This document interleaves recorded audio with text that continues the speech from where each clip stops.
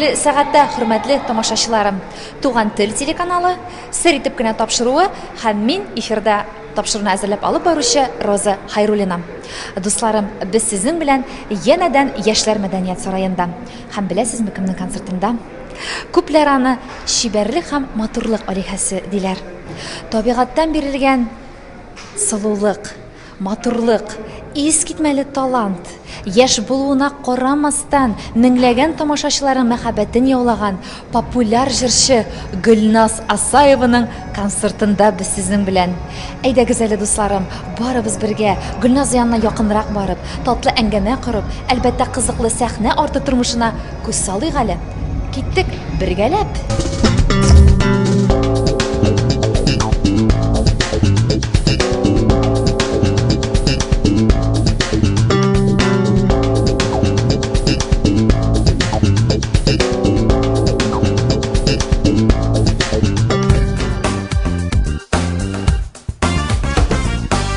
Рәшит Вагапов исемендәге фестиваль лауреаты, яшь популяр җырчы Гөлназ Асаева сәхнәгә беренче адымнарын беренче сыйныфта ясый. Бәләки чагында Гөлназ үзенчәлекле төш күрә. Матур ак балерина күлмәген киеп, ак кышлар күлен биеп йөри юланда. Һәм шушы төшне күрү белән Гөлназның күлендә чынбарлыкта балерина булырга дигән теләк уяна. Әти-әнисе баштарак кызның теләген бик игътибарга алмасалар да, нәтиҗәдә 10 яшендә Гөлназ Башкорт хореография училищесына укырга керә һәм 9 сыйныфны шунда тәмамлый. Тик кызганычка каршы, уку дәврендә бик күп травмалар алу сәбәпле Гөлназ Асаевага хореография училищесын калдырырга туры килә.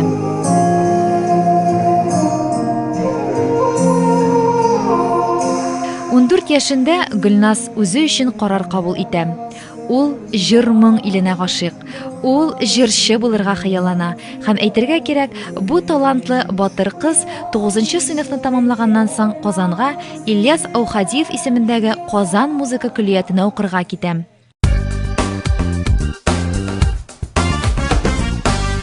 Гөлназ, белүебезчә, син бию белән шөгыльләнә идең. Кайчандыр сәхнәләрдә якты йолдыз булып, җыр-моң белән шөгыльләнермен дип уйлый идеңме? Белүегезчә, мин хореографическое училищеда укыдым, 5 ел укыдым балет буенча. Әмма дә ләкин барыбер русча әйткәндә в глубине души мин үземне җырчы итеп күрдем, җырчы буласым килде. Шуңа да инде һәммәдә инде Ходай Тәгалә шулай итте. Минем бик күп травмалар булды, шуңа миңа китәргә туры килде училищедан. Гадәттәгечә, сәнгать кешеләре балаларының иҗат юлыннан китүенә каршы булалар. Ә менә синең әтиең белән әниең моңа ничек карадылар? Бик әйбәт булды дисәм дә дөрес булмас, алама булды дисәм дә дөрес булмас. Алар бар яклап та карадылар. Җырласаң, әйбәт итеп җырларга кирәк диделәр инде. Җырламасаң, бөтенләй җырлама дип. Шуңа әни белән без бик каты заниматься иттек. Ансын яшерен батырын түгел. Әнине күп тыңлап, әни ничек итә, шулай эшләргә тырышып, мин шулай җырларга өйрәндем. Һәм дә инде минем җырлауда әниемнең бик зур өлеше. Тырышлыгы.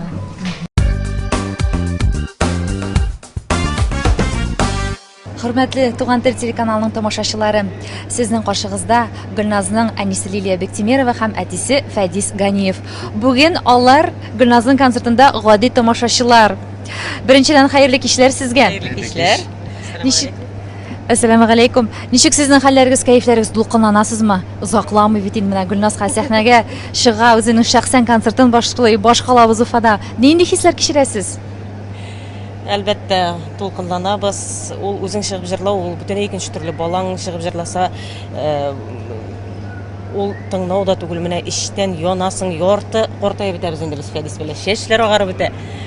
Гөлназның дулкынланабыз. Әлбәттә, тик шатлыклы дулкынлану дип әйтер идем мин. Чөнки Гөлназның инде бу көннәрен ул 4 яшьтә, 5 яшендә вакытта микрофон алып безнең бөтен җырларны сәхнәләрдә репетициялар эшли башлаган вакытларда минем шәхсән үземнең әйтәсем килә инде шушы хыялым дип әйтәм. Менә шушы хыялыбызны күрергә Аллаһ Субханаһу ва Тәгалә насип итте. Шушы димәк аны хыял гына түгел, без аны план итеп куйган булганбыз. Һәм шушы планны без аткардык дип максатка ирештик дип әйтә алабыз. Күп җырларын мин аңа үзем махсус үзем сойлап бирәм. Мин аңа тәкъдим итәм, Гөлнас үзе сойлый инде. Әмма дә ләкин шул мин сойлаганнарны күбрәк җырлый башлый инде. Күбрәк мин сойлаганнарны җырлый. Һәм бер сорауга да җавап ишетәсе килә сездән. Гөлнас, анарда табигатьтән бирелгән искитмәле чибәрлек. Һәм аның шул тиклем холкы белән дә аерылып тора, бүтән җырчылардан. Шул хәтлек тыйнак, шул хәтлек ичке дөньясы белән дә матур, ягымлы. Ничек уйлыйсыз, сезнең тәрбиягезнең нәтиҗәсеме ул, әллә табигатьтән бирелгән сыйфатлармы бу? Табигатьтән да бирелгән дип уйлыйм. Инде тәрбия салынуда барыбер. Мин булайрак әйтер идем, олырак кеше буларак дигән кебек, гадәт менә шушы әйберләр кан белән, генетика белән бирелә. Ана шул генетиканы дөрес юлда тәрбияләй белү ата-анадан тора. Туган тел телеканалы сезнең шушындый матур искитмәле иҗади гаиләгезгә сәламәтлек, иминлек, киләчәктә дә шушындый матур иҗатыгыз белән тамашачыларыбызның сөюен тагы да яулап, тагы да аларны куандырып яшәргә сезгә Ходай Тәгаләгә көч һәм дәрт биреп торсын. Рәхмәт, бик зур рәхмәт.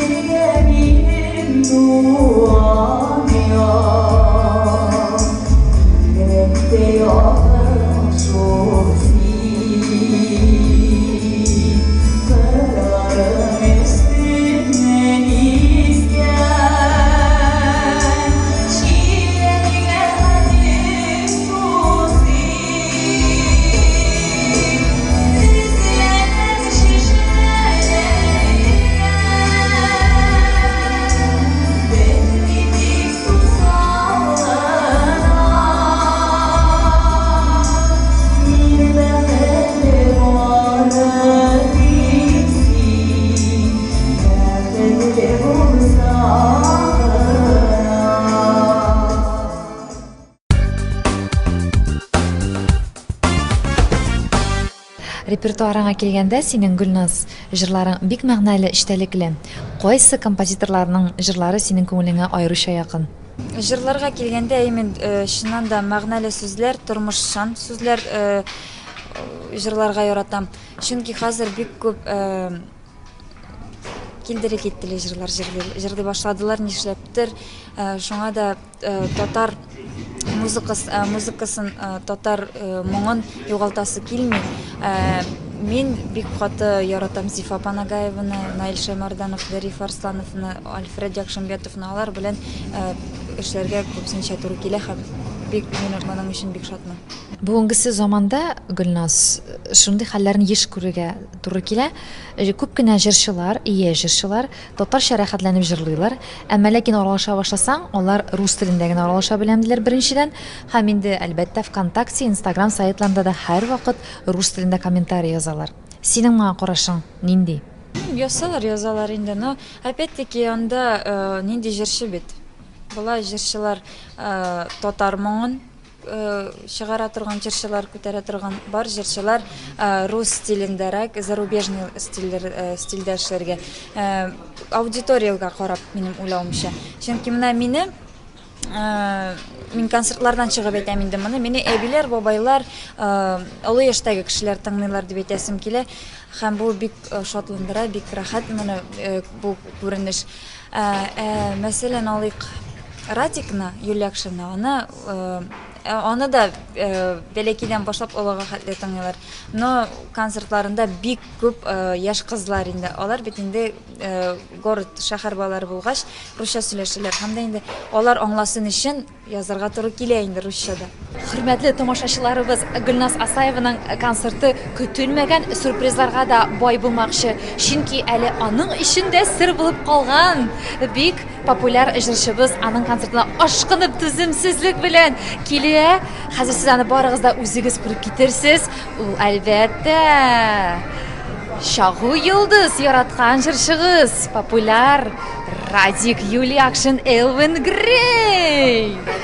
Хәлләр ничек? Рәхмәт, Аллаһка шөкер.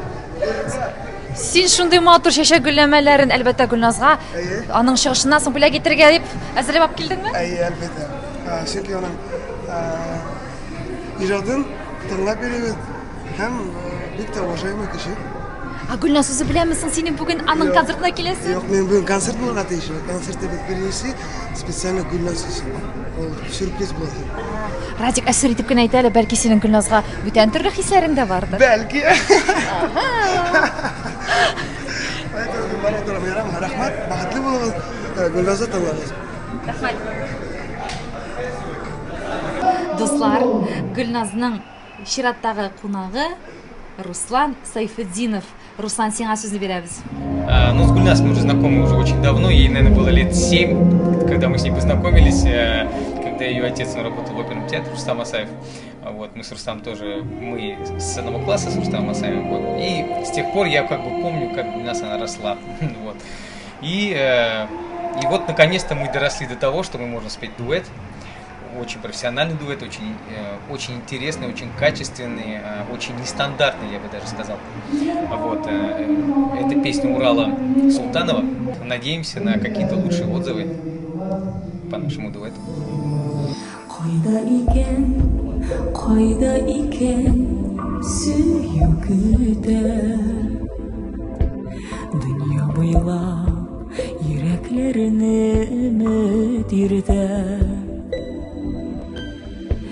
Әкияттәй мәхәббәтем күңелемдә һәм уйларда Изләп йөрим өмет үзмим хыял кошым Нур уйнатып кояш үзе күзгә карап елмайганда Изләп йөрим өмет үзмим хыял кошым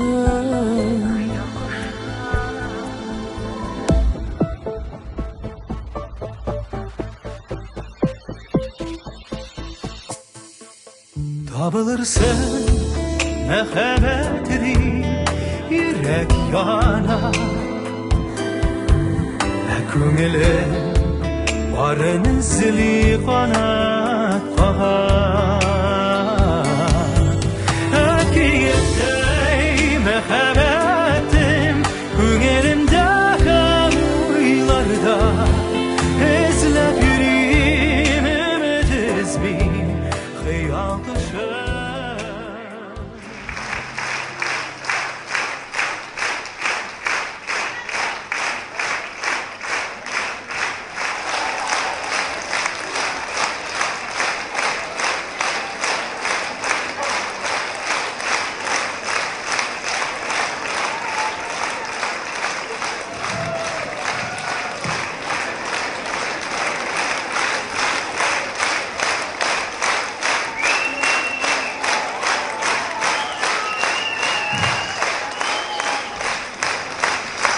Құрметті достар, сәлем, Гүлназ. Вот и сенің концертқа келіп те кеттік, Аллаға шүкір. Һәм мен просто вот сидел и кайфовал сенің дауыстан, вообще рахаттанем просто. Достар, ассалам. Дауыс просто от Бога.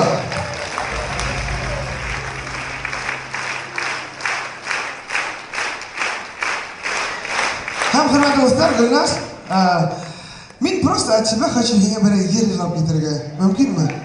Можно? Хәзер, достар, мына беренче ер, как бы, ладно, беренче ер, но икенче ерга обязательно обрати внимание күзләренә, ладно? Там прямо все для тебя, короче, написано. Ладно?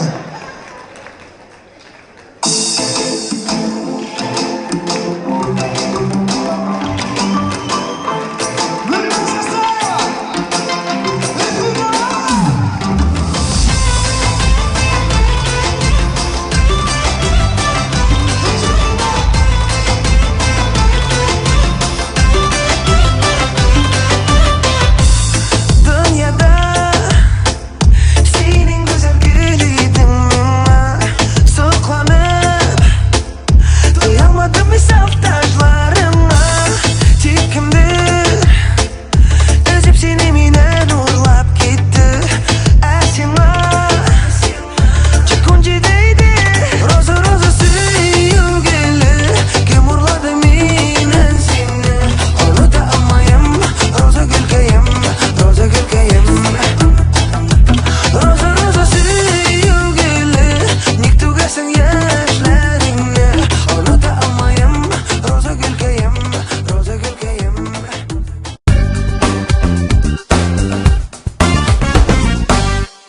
Гүлназ, бүгінгі сенің концертыңда Радикның шундай матур шәшәк гүлләмәләре тотып сәхнәгә менеп, сиңа татлы җылы сүзләр әйтеп, һәм инде кияүгә чык, син миңа дигән җыр башкару синең өчен көтелмәгән хәл булдымы? Нинди хисләр кичердең син Радик шушай сәхнәгә килеп менгәч? Ансын үзем генә беләм нинди хисләр кичергәнне, чөнки без Радик белән бу концерт алдыннан гына аралаштык. Һәм киләсең Радик дигәч, ул килә алмыйм, чөнки минем концертым була диде. Һәм мин анда бөтенләй генә дә көтмәдем инде килер дип. Әмма дә ләкин йөрәгем сизде. Бу килер әле. Казанда да шундый көтелмәгән сюрприз булган иде Радик ягыннан. Уфада инде минем әтиләрем монда утырганда, бүтән туганнарым утырганда Радикның килүе минем өчен бик мөһим булды. Камагазы рәхмәт. Әлбәттә, Гөлназ, Радикның сиңа карата нинди хисләр кичергәнен без аңладык тамашачылар белән. Ләкин җаваплы микәнсең ул? Әлбәттә. Гөлназ, бер җырында синең "Ишам әле Уфа ягына" дигән сүзләр бар. Чынлап та, син Казанда да бераз укып алдың. Һәм кире Уфага әйләнеп кайтуның сәбәбе нәрсәдә? Әти-әниеңне сагындыңмы? Уфа вокальная школа дип әйтелгәндә, Уфада көчлерәк дип мин уйладым да, бер ел җырладым, укыдым. Һәм дә инде Уфада көчлерәк икәнен белеп, кире кайттым. Йөрәгем сизде, монда мин укырга тиеш түгел дип уйладым да, һәм кеше сүзеннән дә курыкмадым. Кеше нәрсә дип әйтер икән дип тә әзрәк уйладым да инде. Шуннан әйтәм, киләчәк турында уйларга кирәк, кеше сүзенә карамыйча кайтырга булдым. Күп сүзләр булды, укый алмаган икән, ташлап киткән, укуыннан отчислять иткәннәр дигәндә сүзләр булды. Һәм кеше бит инде сөйләгә туктый ул. Шуңа мин шундый решениегә килдем. Менә сүзләргә килгәндә син тәнкыйть сүзләренә ничек карыйсың? Бик уңай. Тәнкыйтьлиләр икән. Димәк, минем иҗатыма, минем үземә битараф түгел. Шуңа тәнкыйтьләгән кешене мин бик хөрмәт итәм, яратам. Күңелең төшкәне булганы булмадымы? Бер тәнкыйть сүзендә. Тәнкыйть сүзе, опять-таки, нинди тәнкыйть сүзе бит ул? Бар көнләшеп әйткәннәр, бар минем үсеш өчен әйткәннәр. Мин аны барыбер аерам, һәм дә инде көнләшкәннәренә ярар, рәхмәт дип кенә куям да, ансына бүтән внимание не обращаю.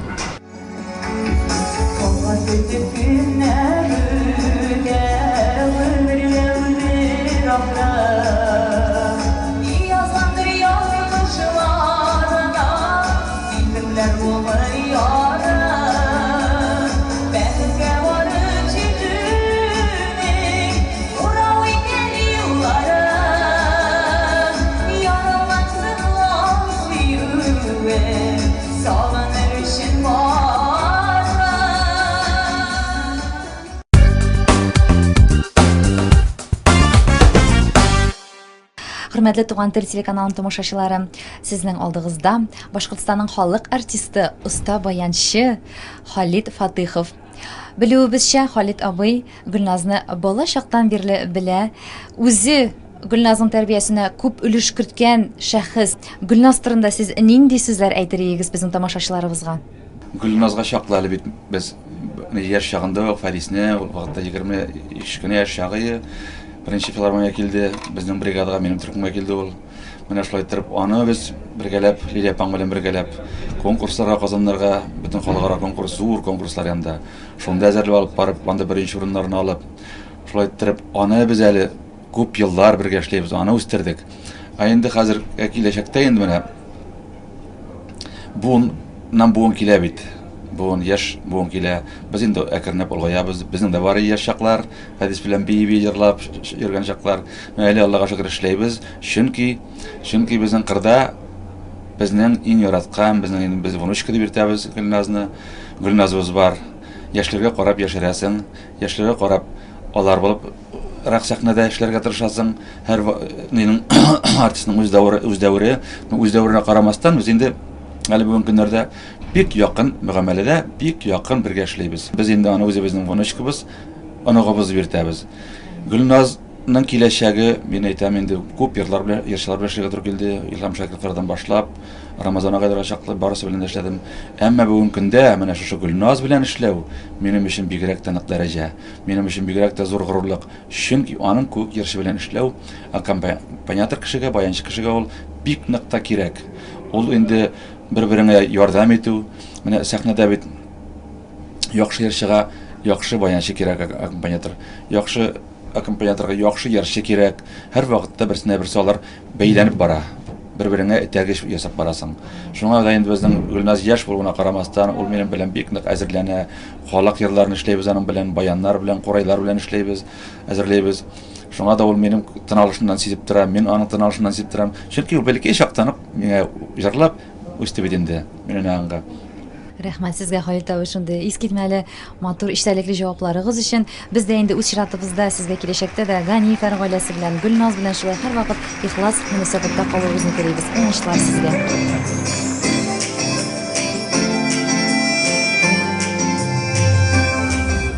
Gelin asılatı canım canlı sizge bulsun mağları Sır oldu sıvışır yollarım davalasın jırlarım Vınırlar jırlar ödip hıdaydır yeni yazmışta Birden bulup yeşil dostlar şuşama kurtarmışta Ağır durmuş yine yerden yarası savaşı Yaşar yeminleri tattıra jırmanın armış davaşı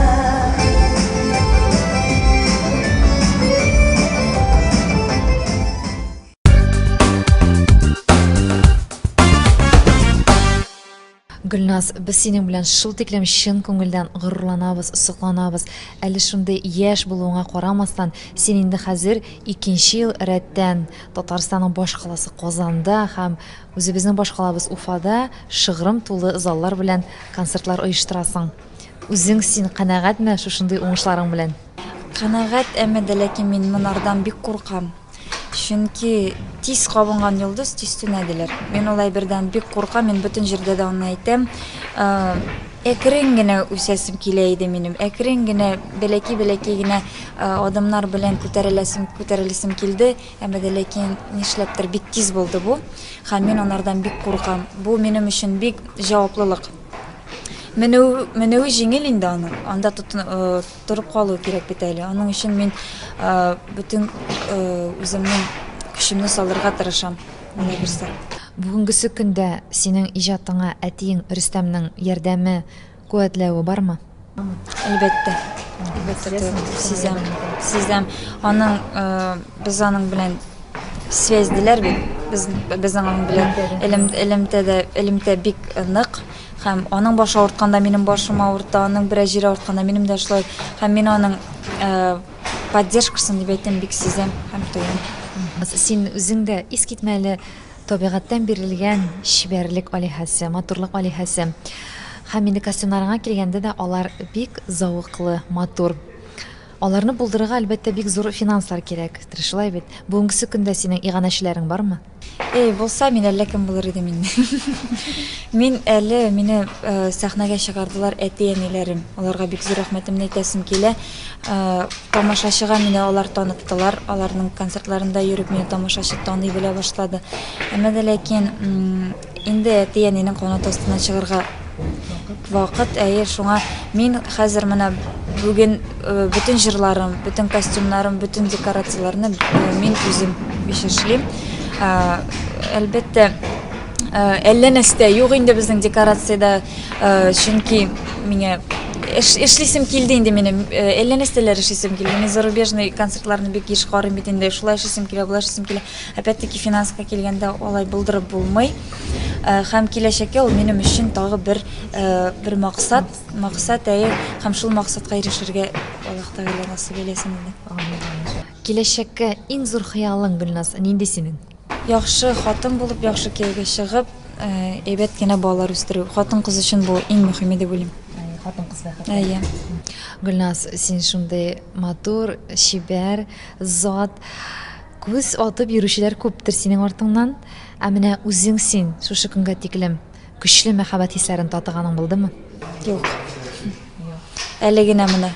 Әле генә ул хисләр ашылып киләләр. Һәм кемгә икән без аны инде бүгенге концертта аңладык.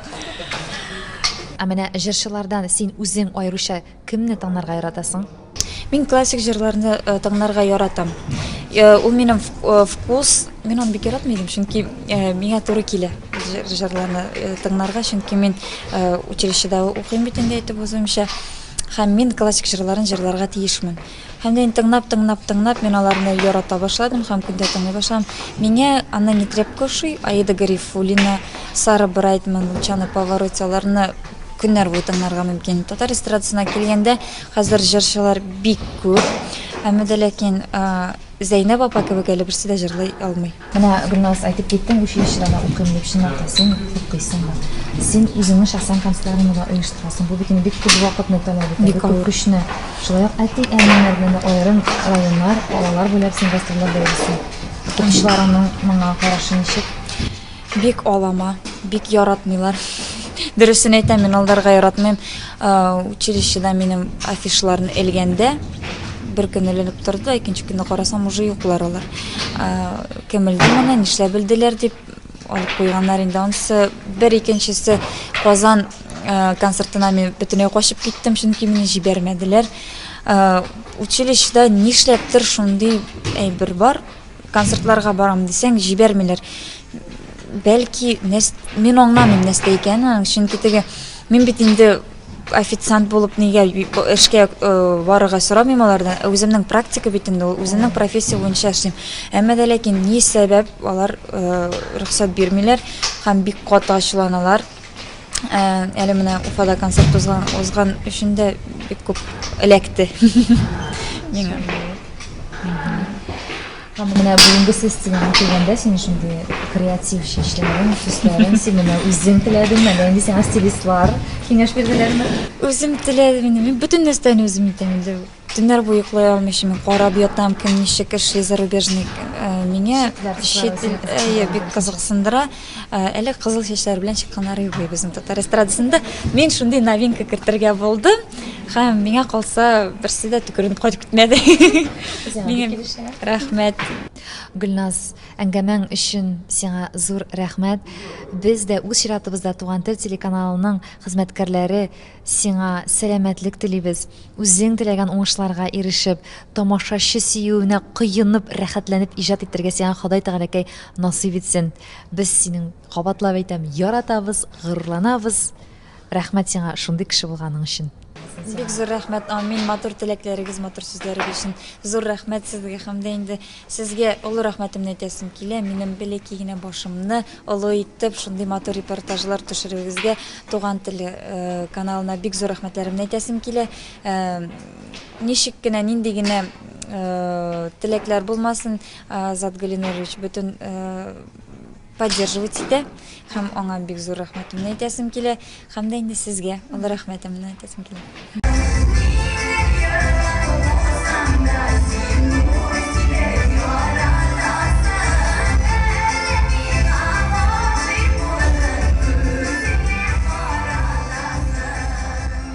Мин аны Гөлназны инде үземнең якташ дип тә күрәм, чөнки Борай районы Мулла авылына җәй көне гөл кайтып йөрибез. Әлбәттә, Мулла авылында ял итәбез. Тавышы бик моңлы. Чынлап та мин бик гашыйк аның иҗатына.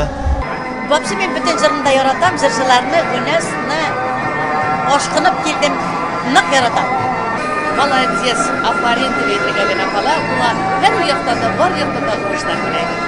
Бүген була дигән исем белдән ял итеп карап тора. Шул кадәр тавышы, яшь кенә булуына карамастан, баян чыгадыр ул. Ростомга уңышлар.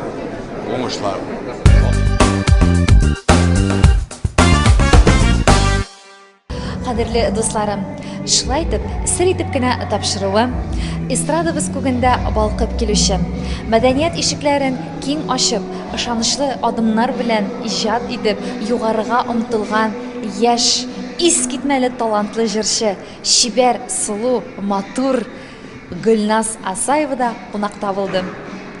Мин тапшыруны әзерләп алып баручы Роза Хайруллина түземсезлек белән сезне киләсе чыгарышларында көтеп калам. Һәммәгезнең гаиләләренә иминлек, күтәренке кәеф насыйп булсын. Пока-пока.